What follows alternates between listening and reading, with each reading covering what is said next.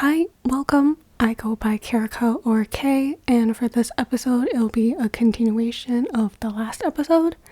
So, I left off the last episode with performative activism, and I just want to talk about that, more like rant about it.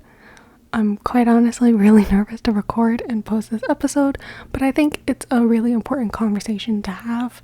So I want to preface that this doesn't only apply to Asian racism and Asian awareness. This applies to everything across the board. The awareness, focus, and attention to all these marginalized and minority stories is really uplifting, but it just all feels performative. I don't know how to explain it. It's like something terrible has to happen in order for people to start caring about these issues, which shouldn't be the case, but it's just how it is. There are people that I know that reached out to me that haven't before, telling me that they stand in solidarity with me, or I see that they start sharing, interacting with more diverse content when they were never vocal about it before. I don't know, I'm more inclined to believe it just shows the growth in people, but it could just be for show. It's such a double-edged sword. Like, it depends on the person, and it's definitely a case-by-case situation, but sometimes it feels like these things are being done just to gain brownie points. I think it was after people posted those black squares online that I saw a drastic decline of interaction and sharing of stories, content from certain people, and it just felt so fake and performative to me, like, oh, that was all for show then.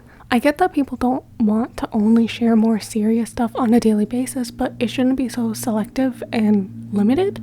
The stories of marginalized people shouldn't be heard and spread after violent acts has happened or when their pain has made it onto the news. There's also this notion to brush off anti-Asian racism and oppression specifically because it seems like there's more success stories coming out of the Asian community, but Asian people are marginalized because we live in a society of white supremacy, and Asian people will never be white and will never have the same power of white people.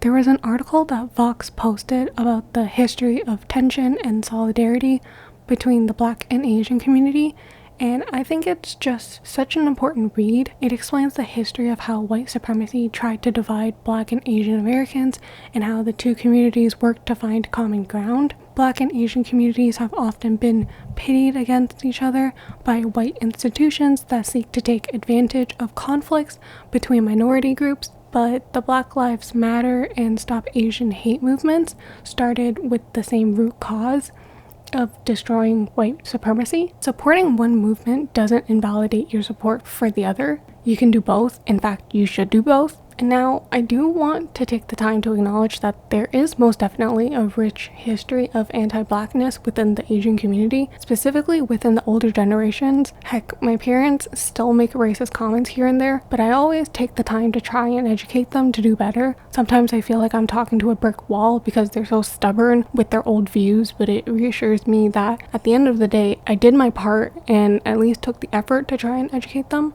Yes, they raised me, but growing up, I had more resources than them and the internet to educate me, so I was able to fix my own prejudices and biases. I can't cover everything in 4 minutes, but I'll try to link to more sources and posts that go more in depth about this. That was a heavy episode, but thank you for listening to me rant. Hopefully the next episode will be lighter. Take care. Bye.